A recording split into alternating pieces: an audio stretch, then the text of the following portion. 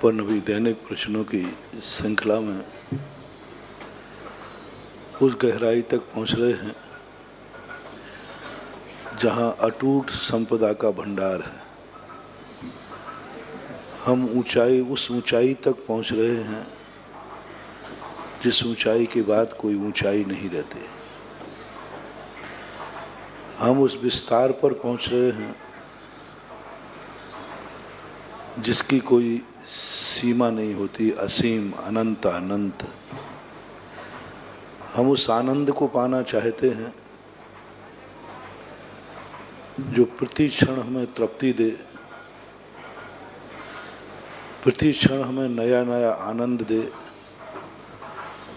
और वो आनंद जिससे हम कभी विराम को प्राप्त ना। हम उस प्रभात काल की बेला को छूना चाहते हैं जो एक बार उदय तो हो लेकिन अस्त ना हो। हम वो आंखें चाहते हैं जिनमें कभी आंसू नहीं आते। हम वो चेहरा चाहते हैं, वहाँ तक पहुँचना चाहते हैं जिसके बाद चेहरे पर कभी विषाद की रेखा ना हो। लेकिन समुद्र के किनारे को लोग घूमने जाते हैं, बड़े बड़े रेस्टोरेंट, बड़े बड़े लोग, क्योंकि क्या है वहाँ? कुछ नहीं, असीम है, किनारा नहीं दिखता। जहाँ दिखते हैं अपार रस राशि दिखती है, वह अपार किनारा विहीन कोई समुद्र एक अलग अनुभूति देता है, अलग एक स्पंदन देता है, रोमांचित कर देता है। जब एक आंख उठती है उस असीम सागर पर, ऐसी ही दशा घटती है जब व्यक्ति के अंदर असीम आनंद प्रकट होता है। एक आनंद की अनुभूति उठती है, तीनों काल उसके हाथों पर दिखने लग जाते हैं, और जब तीनों काल दिखते हैं तो वर्तमान काल की तो सीमा है जो बीच में है, अतीत अनादि है और भविष्य अनंत है। और तीनों को एक साथ जब कोई व्यक्ति देखता है, साधक, बस परमानंद कुछ नहीं है।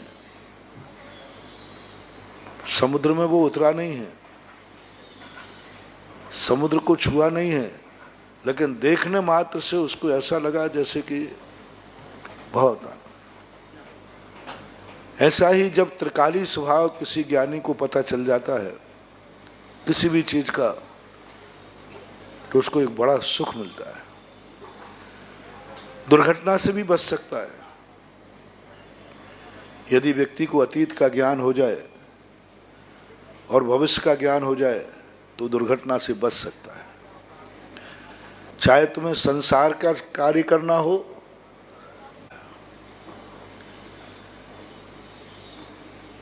ज्ञानी व्यक्ति तुम्हें कभी भी वर्तमान को नहीं समझाता है। वर्तमान को तुम समझोगे ही नहीं। मैं कहूँ तुमसे कि रोटी खाने में, पानी पीने में आनंद नहीं है, उपवास में आनंद है, तुम मेरी एक बात नहीं मानोगे। बोले महाराज जी, आपकी बातों में आके मैंने अनंत चौदस का करके देख लिया। हाँ, वैसे तो हम दिन में ही खाते थे, और चौदस के उपवास में ये पाप और हो गया कि रात में खा लिया, स्वप्न में स्वप्न में पानी पी लिया।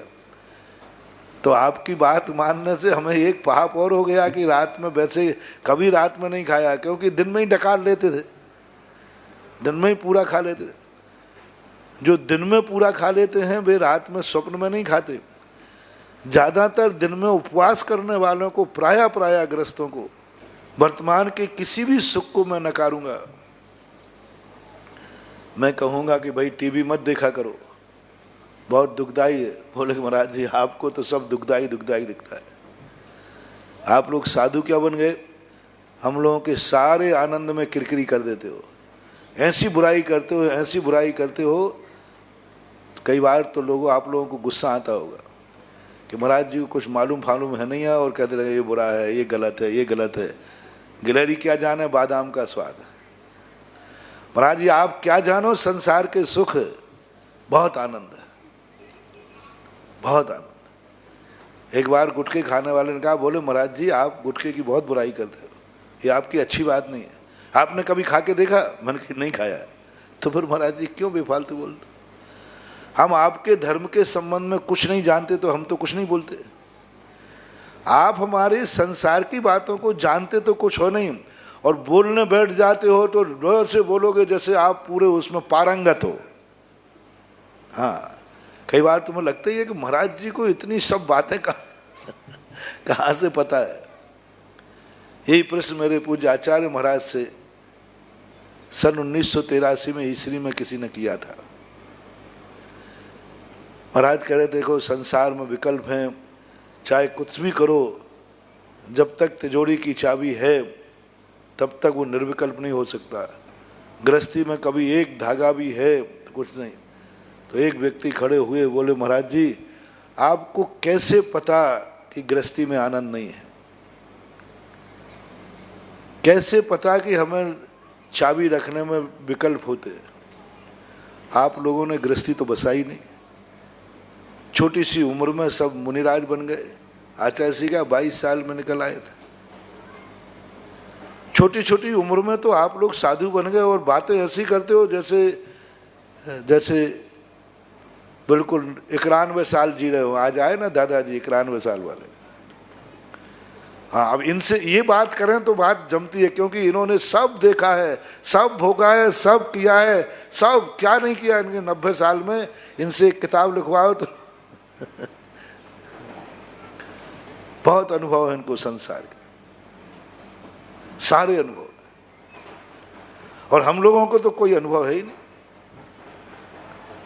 हम लोगों को बहुत फायदा है। एक बार आचार्य ने कहा, देखो अपन लोगों को छोटी उम्र में दीक्षा लेने से एक फायदा है, अधिक से, क्योंकि वो चल रहा था प्रसंग सरवार सिद्धि में, समाधि के दोषों में, अतिचारों में, जीवित मरणा संसा मित्रानुराग सुखानुबंध निदानानि, ऐसे कोई सूत्र है।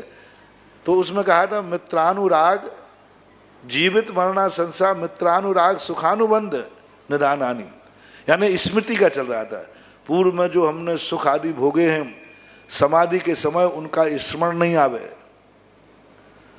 तो आचार्य ने कहा अपन तो सब बच गए। समाधि के समय अधिक से अधिक याद आएगा तो क्या आएगा? गिल्ली डंडा क्या है? खेल कूद वही किए हैं बस, गेल गिंदा गिरा, फुटबॉल खेली, यही सब खेल खेले।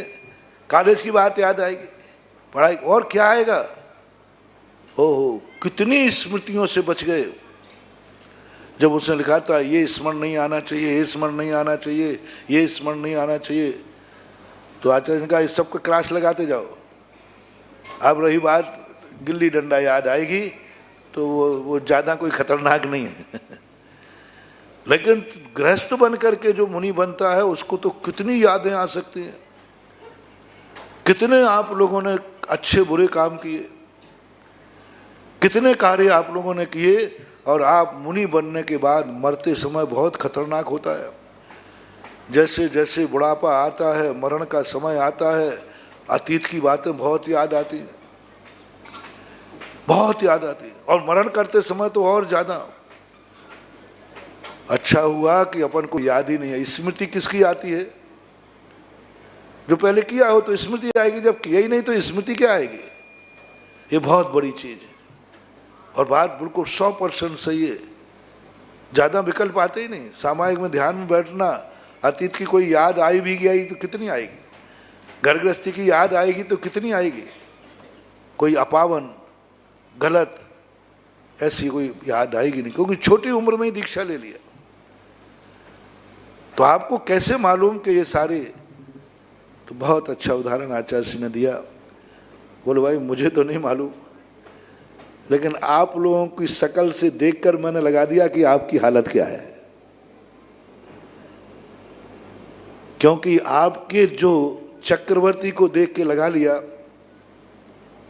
कोटि 18 घोड़े छोड़े 84 लख हाथी, इत्यादि जग संपत्ति छोड़ी जीर्ण तृण सम त्यागी।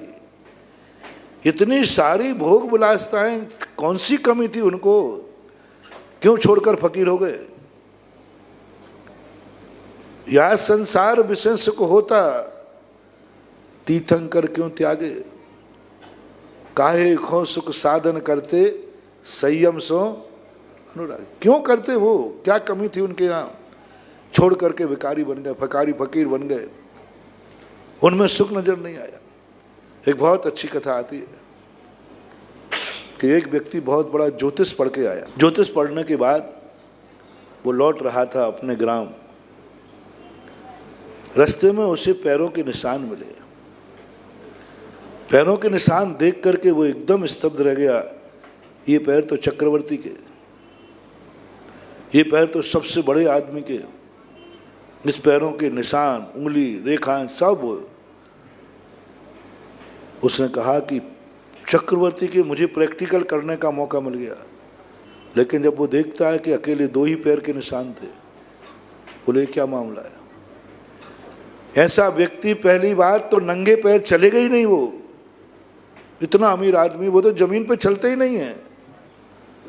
हाथी चढ़े, घोड़े चढ़े, बैठ पाल की माई। चक्रवर्ती है, पहले हाथी बैठेगा, सकड़ी गली आई घोड़े पे बैठेगा, और सकड़ी आई पालकी पे बैठेगा। पैदल चलते ही नहीं, चलेगा ही नहीं। ये इतना बड़ा आदमी है। फिर दूसरी बात, ये अकेला कभी नहीं चलेगा। ये एक कदम उठाएगा, उसके साथ हजारों कदम उठेंगे। घोड़ा होगा, प्यादे होंगे, हाथी होंगे, सेना होगी। ये जिंदगी में कभी अकेला चल ही नहीं सकता। लेकिन ये तो 2 ही पैर के निशान है। मामला गड़बड़ है। कहीं हमारा ज्ञान तो खोटा नहीं है, कहीं मेरा ज्ञान तो खोटा नहीं है कि सिर्फ निशान हमने पढ़ लिए और ये तो बिल्कुल अकेले 2 पैर के निशान है, और वो भी जंगल की तरफ, बीहड़ जंगल की तरफ। चक्रवर्ती को जंगल से क्या काम है। जरूर आगे जाकर के देखता हूँ। गया, जाके देखा, एक शिला पर महाराज बैठे हैं। अब उसने तो कभी देखा नहीं था। बाल बिखरे हुए हैं, शरीर पर धूल पड़ी हुई है, शरीर पर एक कपड़ा का धागा भी नहीं है। उसने देख करके कर्म ठोक लिए। मेरे 16 साल बर्बाद हो गए, क्योंकि वो मास्टर ऑफ पॉमेस्ट्री, वो ज्योतिष से एमए करके आया था, और एमए करने में लगभग 16-17 साल लग जाते। उसने देखते ही कहा कि ये क्या, सब कुछ उल्टा मिल रहा है। ऐसे पैर का निशान वाला कभी नंगे पैर चलेगा नहीं, अकेला चलेगा नहीं, जंगल में चलेगा नहीं। और ये तो क्या देख रहा हूं, फकीर जिसके सर पे एक चछड़ा भी नहीं है, और आगे पीछे कोई भी सेना नहीं है। मेरा ज्ञान मिथ्या है। मेरे 16 साल बर्बाद हो गए। प्रैक्टिकल कर लिया मैंने, बर्बाद हो गया। जब यहीं फेल हो गया और महाराज को देखते उस कर्म ठोकने लगा और झुंझला गया, एकदम माथा पकड़ लिया उसने। अरे 16 साल बर्बाद हो गया, अब 16 साल फिर से थोड़ी पढ़ूंगा। महाराज ने देख लिया कि अभी तक जितने लोग मेरे पास आए सब मुझे देख कर कहते थे, अवभाग्य मेरो उदय आयो, दरस गुरु जी को लख लयो, छवि बीत रागी नगन मुद्रा। हर व्यक्ति मुझे देखकर अवभाग्य कहता था, धन्य कहता था। ओह, आज महाराज के दर्शन हो गए, अवभाग्य, मैंने कितने पुण्य किए। लेकिन आज क्या उल्टी माया है, ये दर्शन करने वाला कर्म ठोक रहा है। दर्शन करने वाला कर्म ठोक रहा है। बात क्या है, क्रोध भी नहीं कर रहा है। यदि कोई दुश्मन होता तो क्रोध करता, पत्थर मारता, कुछ नहीं। मुझे देख करके कर्म ठोक रहा है। आनंद का समय था, इसका तो मंगल था, इसका कौन सा मंगल हो गया जो बड़ा है, बर्बाद हो गया, मैं मिट गया। दिगंबर मुनिराज की मुद्रा सबसे ज्यादा शुभ सगुन होती है। कहीं जाते समय सामने से आते मुनिराज दिख जाए, समझ लेना फतेह। कौरव पांडवों के युद्ध के समय की घटना है। जब अर्जुन पहले युद्ध को तैयार नहीं था, लेकिन जैसे जैसे तैयार कर लिया तो अर्जुन कहता है, ठीक है मधुसूदन, मैं लड़ने को तैयार हूं। लेकिन ये बताओ, क्या मैं ताजश्री से जीत पाऊंगा? ताजश्री उस पक्ष में, क्या मैं गुरु द्रोणाचार्य से जीत पाऊंगा? क्या कृपाचार्य से जीत पाऊंगा? ये महारथी सारे उस तरफ हैं, क्यों बेफालतू बेइज्जती भी होगी और अंत में मुझे हारना ही है। जब हार के हमें वनवास जाना है तो हम यहीं जाते हैं। अब कृष्ण जी घबरा गए कि जैसे तैसे तो उसको तैयार किया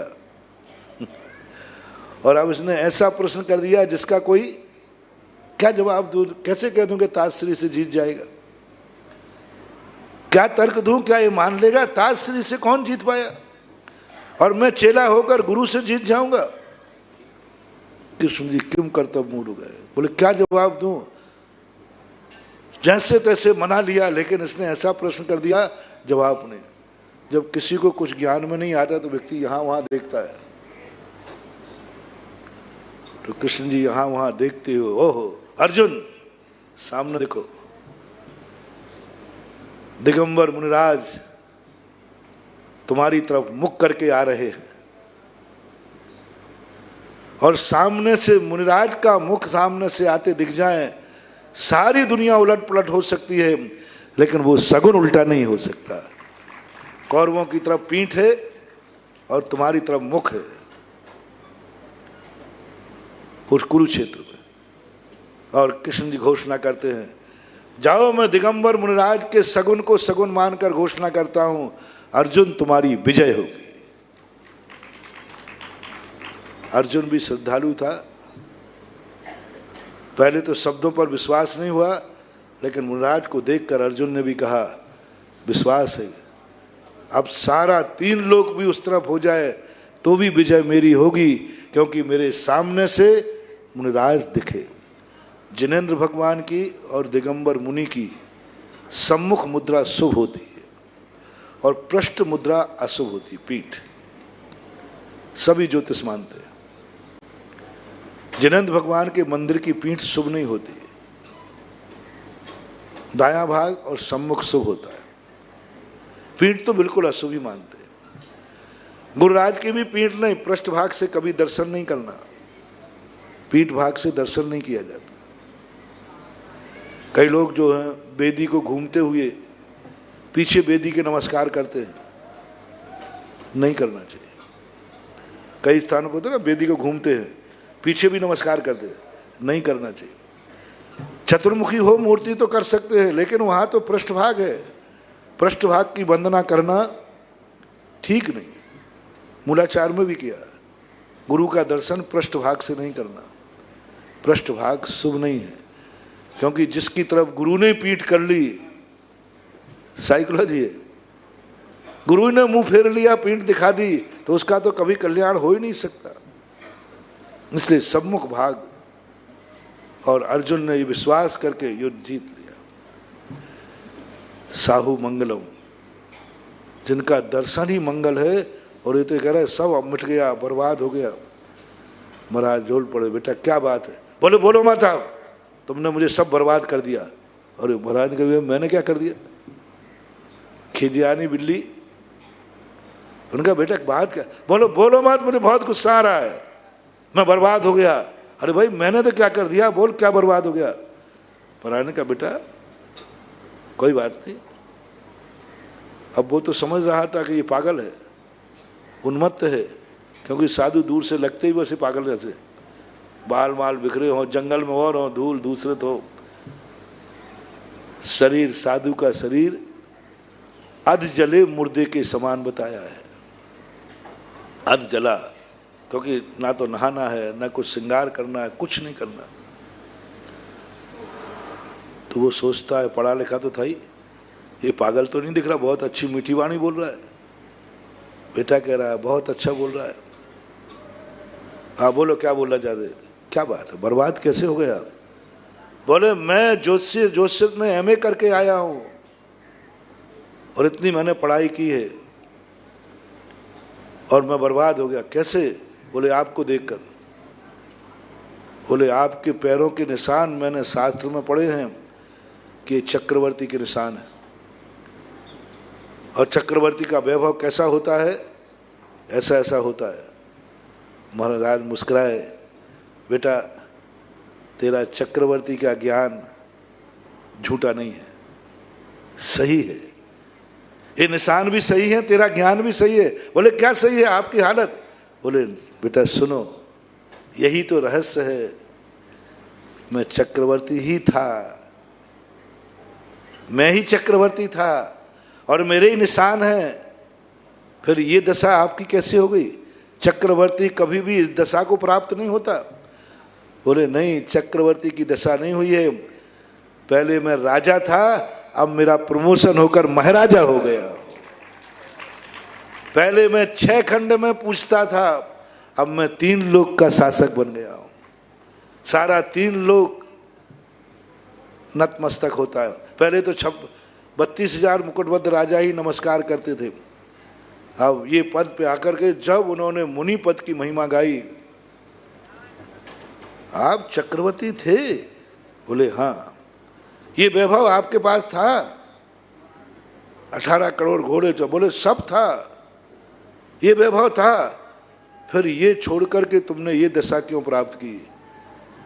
बोले हे भोले प्राणी, उन सारे भोग विलासिताओं का जो आनंद था जिंदगी भर का, वो आनंद और ये मुनि पद का एक क्षण का आनंद अनंत गुना ज्यादा है, बहुत ज्यादा।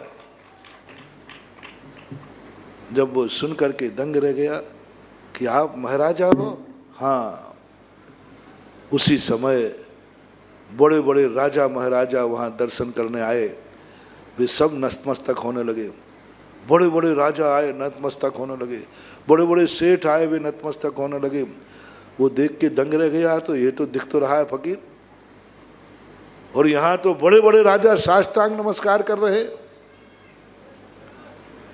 बाहर से कछु दिखे नाही, अंदर चमके वाके नूर, मैं तो उन्हीं चरणों का दास हूं। बाहर से कुछ नहीं देखोगे, बाहर से देखोगे साधु को तो बिल्कुल फक्कड़ दिखेगा, फकीर सब। साधु को बाहर से देखोगे गम ही गम नजर आएंगे, जरा अंदर तो झांको, सरगम लहर आएंगे। अंदर चलता है संगीत अनंत आनंद का, और बाहर से देखो, मैं बहुत बार कहता हूं, साधु की बाहर से चर्या देखो, बहुत कष्टदायी है, बहुत कष्ट है, बहुत कष्ट है। और नहीं हो तो मैं आपसे पूछ लेता हूं, कड़ाके की ठंड पड़ रही है और ओढ़ने को एक चद्दर भी नहीं है, ये कष्ट का दिन मानोगे कि सुख का दिन? आप लोगों से पूछ रहा हूं। खूब कड़ाके की ठंड है, चूरू में -2 और चद्दर भी तुम्हारे पास नहीं है। अब उस रात को तुम अवभाग्य मानोगे कि दुर्भाग्य? दादाजी दुर्भाग्य मानोगे कि महाराज जी दुर्भाग्य है? गर्मी की लू लग रही हो और उस समय एक टाइम पानी खाना पीना, और कोई बाल खींच देवे तो है? बाल खींचने में सुख होता है कि आनंद? ये तो बताओ है? आनंद कहो, मैं अभी हाल तुम्हारे खिंचवाऊंगा, ध्यान रखना, नहीं खींचा तो बेटा मैं खींचूंगा आकर के। एक दूसरे के खींच लो, पता चल जाएगा आनंद है। चिल्ला पड़ोगे, रो पड़ोगे। केस लॉन्च करने में कौन सा आनंद टपकता है, कौन सा आनंद टपकता? कभी कल्पना तो करो, कभी सोचो। सारे संसार के व्यक्तियों को इकट्ठा कर लो, केस लॉन्च करने में आनंद आता है कि नहीं आता? करके देखो, दिगंबर मुद्रा लेके देखो, तलवार की धार पर नाच के देखो, अग्नि के दरिया में निकल के देखो। एक भी चर्या मुनिराज की ऐसी नहीं है जो तुम्हें सुखदायी लगती हो, एक भी चर्या। सारी चर्या देख करके तुम कांपते हो, एक दिन भी इस चर्या को तुम्हारी जिंदगी में आ जाए, रो पड़ोगे और रोते रोते कहो सुसाइड कर लोगे। ये दशा को प्राप्त हो जाओ गृहस्थ तो कहीं नहीं, बाहर से कष्ट ही कष्ट है, पर अंदर साधु को केशलंज करते समय रोते हुए देखा? कब रोते हुए देखा? सच्चा साधु है तो इतनी कठिन चर्या में, जिस चर्या में एक दिन में भी ग्रस्त को आ जाए तो रो पड़े, उस चर्या में जिंदगी निकाल देता है। सो इंद्र नाग नरेंद्र वा अहमेंद्र के ना ही कहो, पंडित जी साहब दौलत राम जी के। ऐसा आनंद अटपकता है, कहां से? कुछ अलग परिणति है। इससे सिद्ध है कि आनंद कुछ अलग कहीं से प्रकट होता है। इससे सिद्ध है कि दुख भी कोई कहीं बाहर से आता है, कोई अंदर से कोई दुखी करता है। बाहर के दुखों से दुखी नहीं होता व्यक्ति, अंदर से कहीं से दुख आता है और अंदर से कहीं सुख आता है। उसको समझना बहुत कठिन है। हम लाख समझाएं तुम्हें, तुम नहीं समझोगे, तुम समझोगे नहीं। क्या क्या कि मैं थक जाता हूं। तुम कहते महाराज जी आप कह रहे हो कि इसमें दुख है, मुझे तो आज तक कभी दुख नजर नहीं आया। बताओ कौन से कार्य में, जो कार्य तुम करते हो उसमें दुख किसमें नजर आ गया? आप गुटखा वाले से पूछो, उसको गुटखा खाते समय दुख लगता है कि सुख? और हम चिल्लाए जा रहे हैं, अरे भाई तू क्या कर रहा है गुटखा? अरे महाराज जी आप पागल हो गए, आप पागल हो गए, दुख नजर आ रहा है। आचार्य ने कहा भैया आप अपनी हालत बताओ क्या है, क्यों आए हो यहां पर, क्यों आते हो मंदिर, क्यों चक्रवर्ती सब छोड़ते हैं? हमने तो बिना भोगे छोड़ दिया, चक्रवर्ती तो सब भोग करके छोड़ते हैं। समझदार कौन है? एक व्यक्ति गड्ढे में गिर करके चेतता है, हो अब नहीं जाऊंगा वहां, और एक व्यक्ति को गिरे हुए को देखकर रास्ता बदल देता है। दोनों में ज्ञानी कौन है? दूसरे को गिरा देख के रास्ता बदल दिया। बालक दो होते हैं, एक माँ कहती बेटा ये दीपक है छूना मत, हो तत्ता है, हो तत्ता है। तो एक बालक तो कह देता माँ ने कह दिया तत्ता है तो तत्ता है। जैसे हम लोग आचार्य महाराज जिनवाणी माँ ने कहा बेटा गृहस्थी में नहीं जाना, हो तत्ता है गृहस्थी में नहीं जाना, संसार में नहीं फंसना, गुरु ने कह दिया। बात समझ में आ गई, दीपक को छुआ नहीं है। कितनी बड़ी श्रद्धा, कितनी बड़ी आस्था। गुरु ने कह दिया हो तत्ता है, माँ ने कह दिया ना छूना मत, उसने कह दिया नहीं, कोई कहे इसको छू लो, नहीं छूंगा, तत्ता है। बोले कैसे जाना? बोले माँ ने कहा है। हम लोगों की दशा ऐसी है। संसार की सारी क्रियाओं में कैसे छोड़ दिया तुमने? क्या छोड़ा? ठोकर खाई क्या पहले? आचार्य से कहते नहीं, मेरे गुरु ने, मेरी जिनवाणी माँ ने कहा बेटा वो तत्ता है, ये गृहस्थी में मत फंसना, ये शादी विवाह करना ये तत्ता है। हाँ तुम्हारी दुल्हनिया हो तत्ता है, और तुम्हारा दूल्हा हो तत्ता है। माँ ने कहा है, मुझे पता नहीं है, जिनवाणी ने कहा है ये तत्ता है, तत्ता। हाँ तत्ता किसे बोलते हैं? जला देगा, सब कुछ मिटा देगा, सबसे बड़ी गति। सारे साधु, हमारे संघ के 350 साधु मात एक आवाज पर हो तत्ता है। शांति सागर महाराज, ज्ञान वीर सागर महाराज, शिव सागर महाराज, ज्ञान, पूरे शांति सागर महाराज की परंपरा से देखो, महावीर का सगुन देखना। जितने भी आचार्य हुए, प्रसिद्ध आचार्य, उस सब की कहानी अभी तक कुंद की मूल परंपरा में ज़्यादातर एक आध कोई अपवाद छोड़कर सब बाल ब्रह्मचारी। अपन भद्रबाहु स्वामी को उठाओ, उनके समय की भी यही कहानी है कि वो बचपन अवस्था में छोटे से खेल रहे थे बच्चों के साथ। खेलते खेलते एक महाराज वहाँ से निकले और भद्रबाहु स्वामी क्या कर रहे थे बचपन में, वो कंची होती ना, कंची गोले, वो एक के ऊपर एक रख रहे थे, एक के ऊपर एक, इतनी सावधान 14 कंची रख दी उन्होंने, गोल कंची के ऊपर कंची 14 रख दी। महाराज वहां से निकले, ये कोई साधारण आदमी नहीं है, ये साधारण व्यक्तित्व तो नहीं है। 14 कंची रख दी इस बच्चे ने एक के ऊपर एक, और रखने के बाद ताली बजाई। ओह, महाराज ने तुरंत उस बच्चे को बुलाया, बेटा क्या किया? बोले 14 कंची रख दी मैंने। महाराज ने निमित्त ज्ञान से जाना ये 14 पूर्वों का ज्ञाता होगा। निमित्त ज्ञान है, सब निमित्त जानते थे, पहले हर व्यक्ति निमित्त जानते, ऐसे ही कर रहे थे। चाणक्य ने चंद्रगुप्त को कैसे पकड़ा?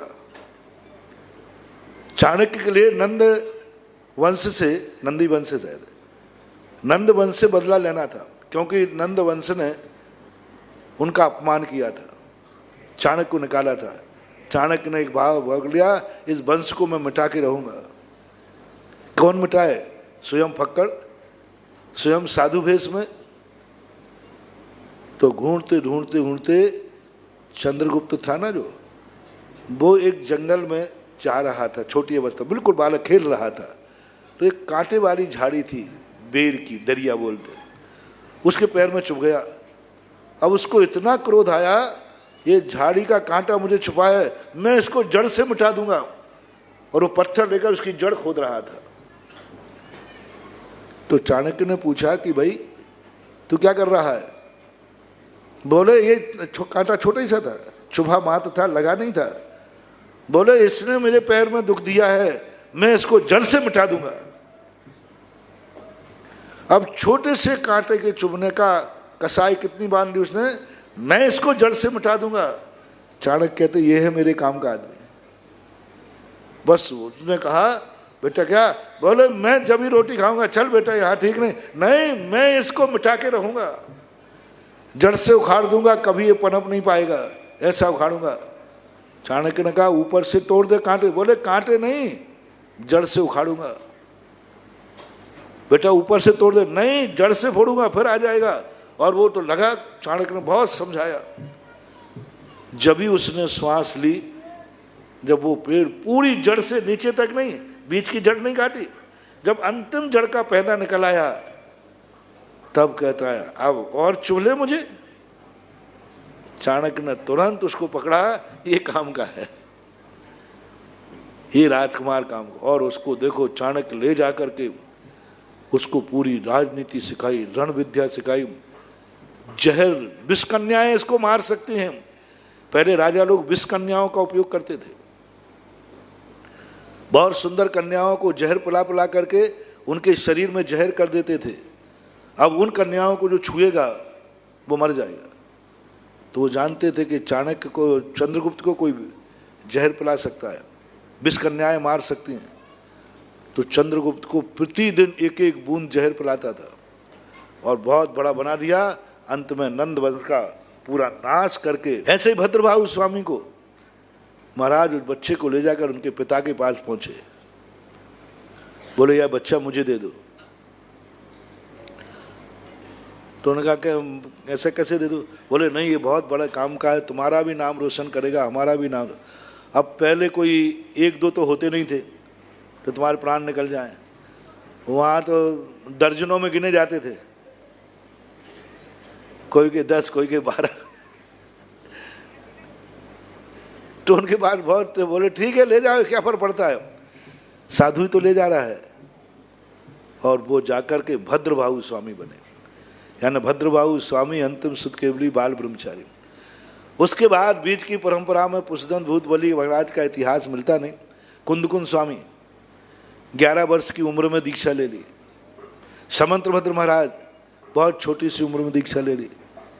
उमा स्वामी महाराज का यही मिलता है, जिनसेन स्वामी का यही मिलता है। और वर्तमान में पूज्यवर शांति सागर महाराज से देखो शांति सागर, वीर सागर, शिव सागर, ज्ञान सागर, और जो साइड के भी देखो, धर्म सागर नहीं, अजित सागर, वर्धमान सागर, और बीच में जो भी हुए हों सब, और आचार्य महाराज और आचार्य विद्यासागर महाराज, और ये तो गोल्डन ज्वेलरी है, सारा संघ एक ही क्वालिटी में है। तब ये बात ध्यान, तो हम लोग तो ये सब पूरी भगवान महावीर स्वामी से लेकर के अभी तक मुख में यही वही आज्ञाकारी है। मम्मी ने कह दिया हो तत्ता है, बस अपन को जिस कार्य को मम्मी ने मना किया वो कार्य नहीं करना। अच्छा बेटा कौन कहलाता है? माँ ने मना किया है, मन भी जाता है। बच्चे माँ का समझा देती है, बेटा देख उस घर में अपन चल रहे हैं, वहाँ तू मांगना मत, वो कहें तो मना कर देना, मुझे नहीं खाना, और खाने का मन हो रहा है। तुम पूछना छोटे बच्चे से, बेटा ये चीज़ तुझे अच्छी लगती है? बोलेगा नहीं, मम्मी सुन लेगी।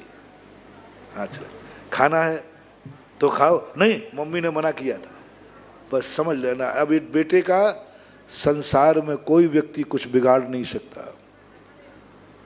मन भी जा रहा है, खाने की बात भी है, लेकिन मात एक दृढ़ता है, माँ ने मना किया है। महानुभाव, इतना भी तुम्हारा कार्य हो जाए, तुम्हारा मन भी कहीं मचल जाए, माँ भी बिगड़ जाए, मैं ग्रहण नहीं करूँगा, क्योंकि जिनवाणी माँ ने मना किया है। बस इतना सा भाव आ जाए, रात्रि में तुम्हारे खाने का भाव हो रहा है, वस्तु सामने रखी है, खिला भी रहा है, तुम्हारा मन भी, भूख भी लगी है, बस एक बात ध्यान रख लेना, नहीं खाऊंगा, मेरे गुरु ने मना किया है, बस इतना ही। मन को तो मैं रोक नहीं पाऊंगा, मन तो चंचल होता है, लेकिन मैं नहीं खाऊंगा। बच्चा कहता नहीं खाऊंगा, नहीं मेरी माँ ने मना किया है। ऐसे ही जब तुम अभक्ष की तरफ तुम्हारा मन जावे, गलत कार्यों में मन जावे, गुटखे की तरफ मन जावे, शराब की तरफ मन जावे, मिल रहा है, खाने का मन भी है, इच्छा है, खाऊंगा नहीं, मेरे गुरु ने मना किया है। ये है सच्ची गुरु भक्ति। तुम सच्चे श्रावक तो नहीं बन पाओगे, क्योंकि मन बिगड़ गया, लेकिन सच्चे गुरु भक्त बन जाओगे कि तुमने उसको ग्रहण नहीं किया, यानी मन की बात नहीं मानी, गुरु की बात मानी। मैं रात में नहीं खाऊंगा, लेकिन रात में मन हो गया तो, मैं आलू प्याज नहीं खाऊंगा, खाने का मन हो गया तो, मैं शराब गुटखा नहीं पीऊंगा, लेकिन त्यागने के बाद मन बिगड़ गया तो, पूज्यपाद स्वामी कहते हैं कोई बात नहीं, कोई बात नहीं, चलेगा, काया से मत करना। प्रथम त्याग मन से नहीं किया जाता, काया से किया जाता है। फर्स्ट एंड धर्म, पहला धर्म का नियम है, कोई भी त्याग करो मन से मत जाना। जब तक मेरा मन से त्याग नहीं होगा, मैं त्याग नहीं करूंगा, ये कभी होना ही नहीं। कई लोग कहते महाराज पहले कसायों को जीतो फिर चारित्र धारण करो, होना ही नहीं। पहले रोटी खाओ फिर बाद में बनाना है। क्या कह दिया मैंने? पहले रोटी खाओ फिर बाद में बनाना, कभी होगा ऐसा? ऐसा कभी होते ही नहीं। पहले बनेगा फिर बाद में खाओगे। पहले मन का शुद्धि। पूज्यवर समंत भद्रराज ने कहा ना, राग द्वेष निर्वृत्त ही चरणम प्रतिपद्यते साधु। राग द्वेष की निवृत्ति के बाद चारित्र नहीं, राग द्वेष की निवृत्ति के लिए, चतुर्थी विभक्ति का प्रयोग किया, के लिए आप चारित्र अंगीकार करो। और लोग कहते पहले महाराज राग द्वेष कसाय जीतूंगा, जब कसाय जीत जाऊंगा, मन निर्मल हो जाएगा, तब फिर चारित्र धारण करूंगा। ना आज तक हुआ है और ना होने वाला। बिना कारण के कभी कार्य होते ही नहीं। जब राग द्वेष को जीत लिया तो अब चारित्र की जरूरत क्या है? कोई जरूरत नहीं। इसलिए महानुभाव, बहुत अच्छी बात सारे जगत से मैं कहना चाहता हूं कि पहला धर्म जो तुम्हें करना है, काया से करना। मन वचन पाए विचारी मत करना, विचारी मत करना। मन बिगड़ता है, बिगड़ने दो, छोड़ दे दो मन को। कह दो मन से, माला फेरना है, मन बजा लो, तू जहां जाना है जा, मैं नहीं जाऊंगा। शरीर को दृढ़ कर दो, पक्का मन जाते दो, छोड़ दो उसको। तुझे जहां जाना है वहां जा, मैं काया से नहीं जाऊंगा, मैं माला पूरी करूंगा। मन कहता है मैं बाजार में जाऊं, तू जा, मैं तो माला पूरी करूंगा, मैं तो प्रवचन पूरा सुनूंगा। जाने दो, बिल्कुल चिंता मत करना बंधु। ये मन की ज्यादा औकात नहीं है। मन नपुंसक होता है, मन विकलांग होता है, ये 9 इंद्री है, इंद्री के बिना इसका कोई काम होता ही नहीं। इसको 9 इंद्री बोलते हैं। 9 शब्द कब लगता है? जो अकेला काम नहीं कर सकता। मन काम कर ही नहीं सकता, जाने दो। मन की दशा उस बालक के समान है। तुम बाजार के लिए जा रहे थे, बेटा ने सोचा पापा बाजार जा रहे हैं, वो जल्दी तैयार हो गया, और पापा जब तक जूते वगैरह कुछ पहन रहे थे, जल्दी वो दौड़ के पहुंच गया, क्योंकि उसे मालूम है, और जनरल स्टोर पर पहुंच गया चॉकलेट की बरनी के पास। और चॉकलेट लाओ, तो दुकानदार कहता है पैसा लाओ, तो उसे तो पैसा तो उसके पास थे ही नहीं, पापा के पास है। तो पीछे देखता है पापा तो आए ही नहीं। अब पापा को एकदम कोई काम आ गया, तो वो पहुंचे नहीं। उधर दुकान, चले यहाँ से, आ गए यहाँ से, पैसा लेके नहीं आया। दुकानदार ने जम के अपमान करके बाहर भगा दिया। अब वो रोता हुआ घर आ गया। बोले पापा आज मेरी बेइज्जती हो गई। बोले क्यों हो गई बेटा? बोले आप आए नहीं, मैंने चॉकलेट मांगी। तो बेटा तू आगे आगे पटर पटर क्यों करता है? कभी नीति कहती है पिताजी से आगे चलना चाहिए कि पीछे, और तू आगे भागता है, ऐसी दशा होगी। बस एक बार, दूसरी बार देखना आप, जब तक तुम आगे नहीं चलोगे वो चलेगा ही नहीं। वो जान गया कि बिना पापा के चॉकलेट मिलने वाली नहीं है। और ये मन का पापा है, ये शरीर, मन का मालिक है शरीर, मन का इंद्री है ये 5 इंद्रियां, ये 5 इंद्रियां मन है। 5 इंद्रियां ये द्रव्य हैं, ये भाव नहीं है। मन एक भाव रूप होता है, विचार रूप होता है। बस तुम्हारा एक संकल्प हो जाए, मन दौड़ जाने दो होटल पे। कितना खाता है खाने दो, पूरी होटल खा ले। क्या क्या डर है? बिल आएगा ही नहीं। डर तो यही है ना कि ये ज्यादा खा गया तो बिल कहाँ दे दूंगा। अब मन को कह दे बेटा तू तो पूरी होटल खा जा, कोई घबराना नहीं, बिल आना ही नहीं। मन कहता मैं रात में खाऊंगा, खा जा, तुझे जो करना हो कर, लेकिन मैं नहीं आऊंगा, मैं नहीं खाऊंगा, मैं नहीं जाऊंगा। पूज्यपाद स्वामी, दृढ़ कर लो काया को, कर लो दृढ़, पर कुछ भी हो, मन मचलने दो, वचन मचलने दो। वचन से भी यदि बुरा भाव निकल जाए, वचन से भी गाली निकल जाए, वचन से भी निकाल दो, मैं तुझे सिर फोड़ दूंगा, घबराना नहीं। महाराज जी मेरे मुंह से भी निकल गया, मैं तेरे प्राण ले लूंगा। महाराज जी अब तो मैं भ्रष्ट हो गया ना।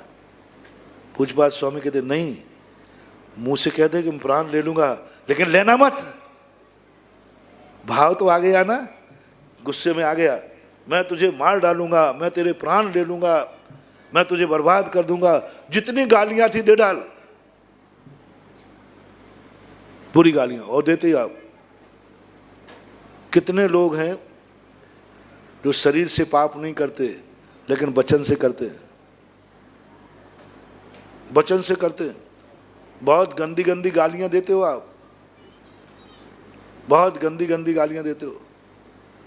अपने बेटे को बहन की गाली देते हो, तुम्हें होश नहीं है कि तेरे बेटे की बहन तेरी बेटी हुई, यानी वचन से तुमने बेटी के साथ पाप किया। पत्नी से झगड़ा करते हो, उसको माँ की गाली दे देते हो पत्नी को। मालूम तुम्हारी पत्नी की माँ तुम्हारी सासू है, माँ के समान है। तुमने वचन से सासू के साथ व्यभिचार किया।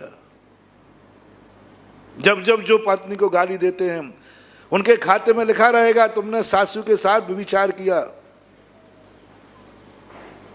तुमने बेटी के साथ व्यभिचार किया, तुमने बेटे को गुस्से में आके उसकी बहन की गाली दी थी।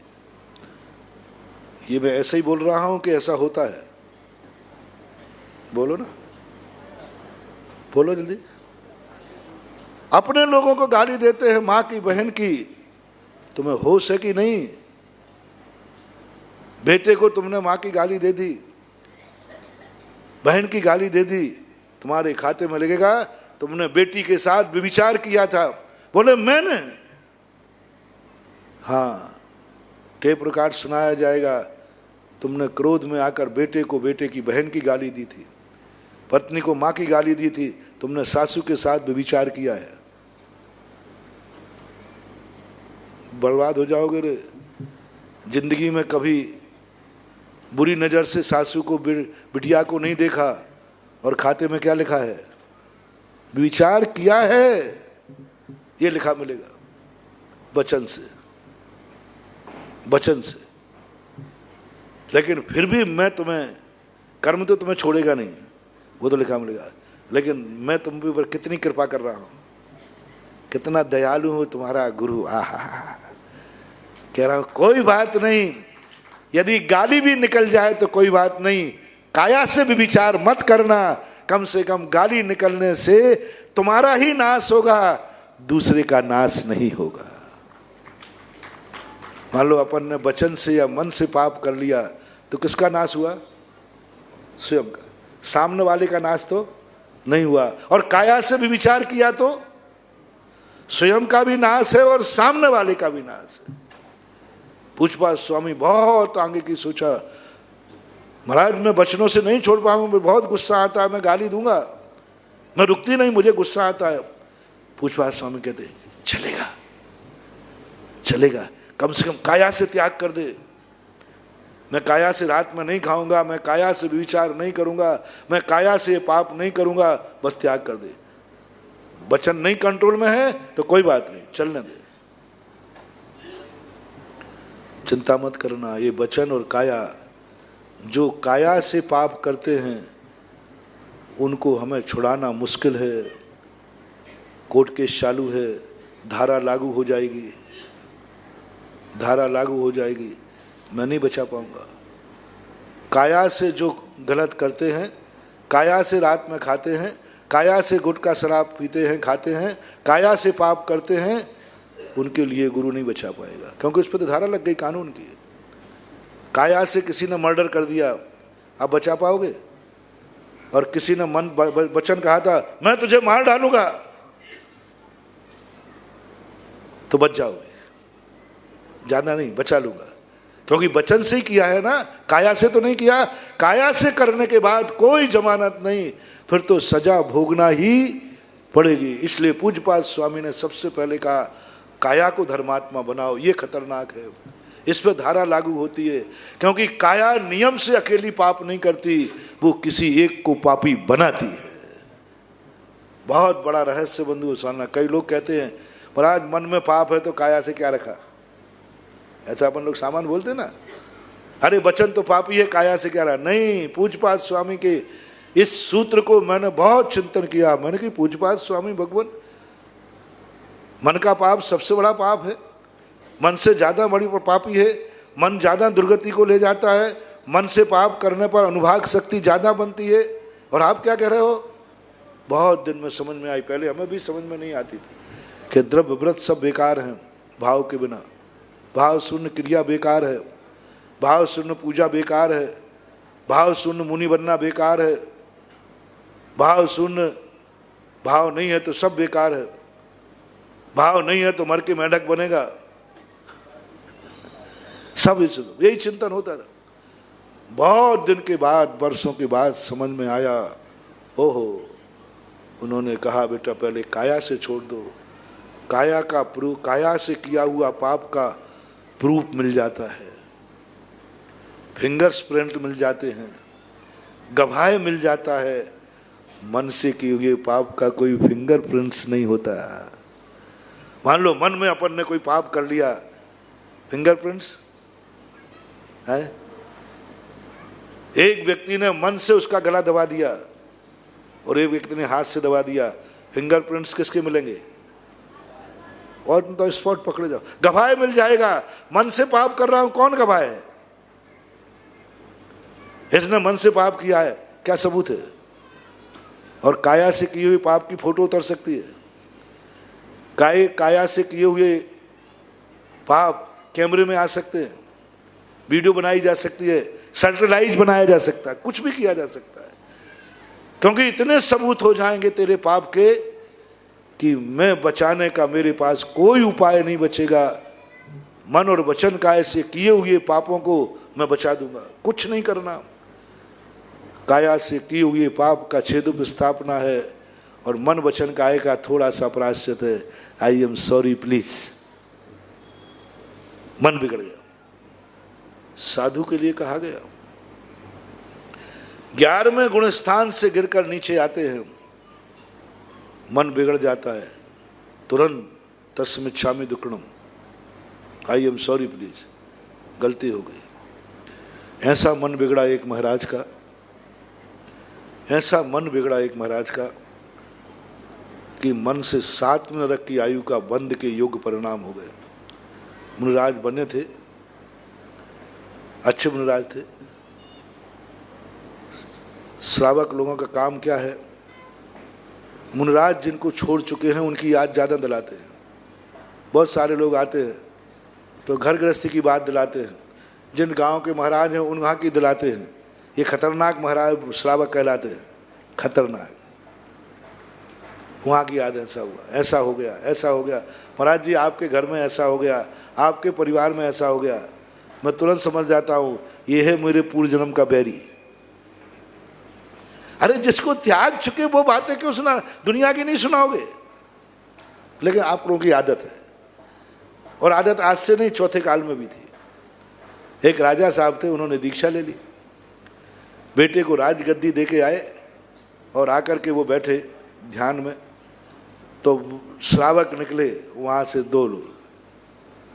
होंगे कोई श्रावक ऐसे जैसे अपने भागचंदी टोंगिया हैं, और निकले और उन्होंने कहा देखो ये बाबा जी बन गए और छोटे बेटे को राज दे के आए, फलाने राजा ने चढ़ाई कर दी है और वो बेटा खतरे में है। लगा दी ना आग।